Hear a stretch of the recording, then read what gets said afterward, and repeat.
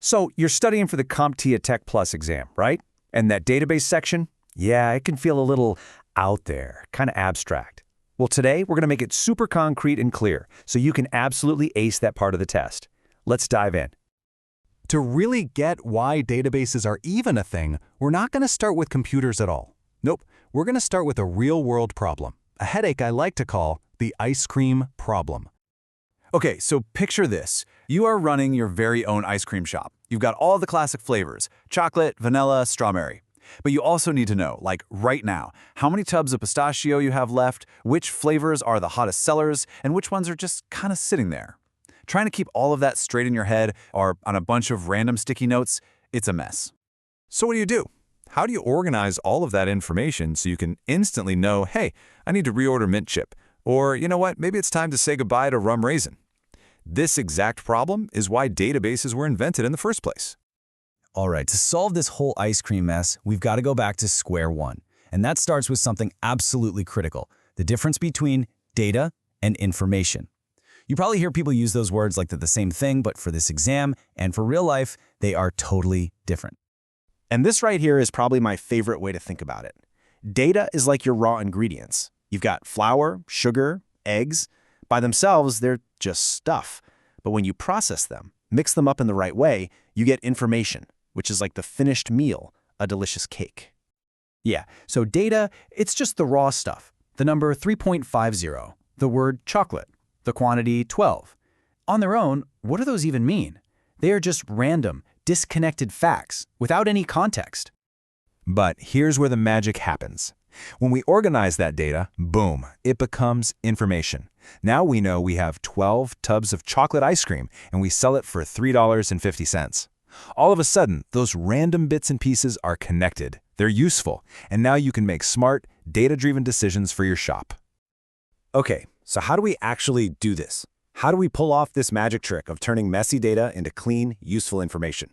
Well, the most popular answer, and the one CompTIA really wants you to know, is the relational database. A relational database is basically a system designed to bring order to chaos. It organizes everything into these nice, neat tables with rows and columns. And honestly, if you've ever used a spreadsheet, you're already halfway there. You totally get the basic idea. So let's break down what these things are made of. It all starts with the table. Just think of a table as the main bucket for one specific type of thing. So for our shop, we might have a table just for our flavors and another completely separate table for all our sales. Then inside that table, you've got your rows. And each row is one complete thing, one whole record. So in our flavors table, a single row would have everything about our chocolate ice cream.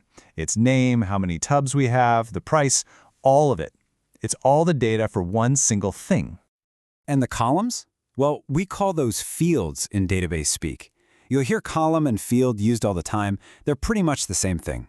Each field is just a specific piece of info we want to track for every single row. So every flavor in our table will have a flavor name field, an inventory field, and a price field. Okay, pay attention because this next bit is super important.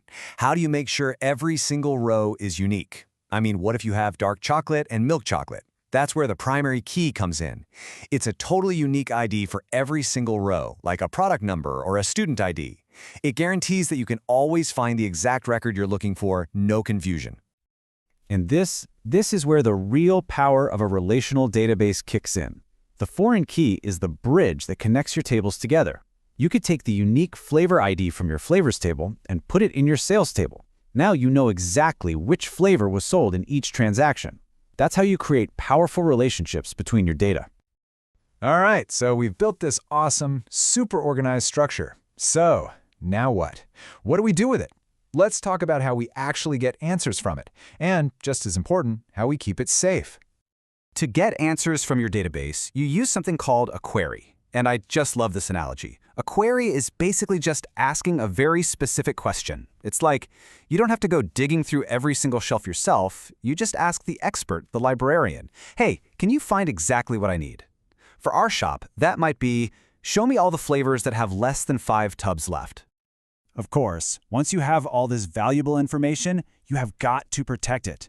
That means backups. For the exam, you really need to know 3 types. A full backup is easy. It copies absolutely everything. An incremental backup is a little smarter. It only copies what's changed since the last backup of any kind. But a differential backup copies everything that's changed since the last full backup. That little difference, that's a classic exam question right there, so really lock that one in.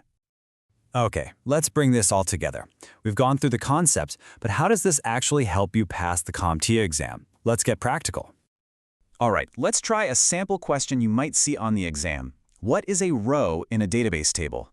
Your options are A, a category of data, B, a single record, C, a database key, or D, a report. Think back to our ice cream shop. What's one row? And if you said B, you are absolutely correct. A row is a single, complete record. One flavor, one student. Remember, the category of data, that's a field, or a column, so A is wrong. See? Not so bad, right?